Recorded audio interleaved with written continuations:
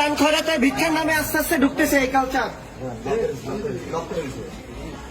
আজকে ফিল্টার ঢুকবে আর কয়েকদিন পরে অস্ত্র ঢোকা শুরু করবে। ফিল্টারই একসময় অস্ত্র হয়ে যাবে। দেখেন কি বলে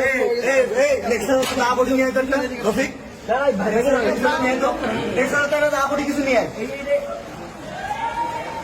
শিমেরই অস্ত্র ঢুকাইছে সবার আগে। অনেক সব ভাব চলে আল্লাহ দাও দাও দাও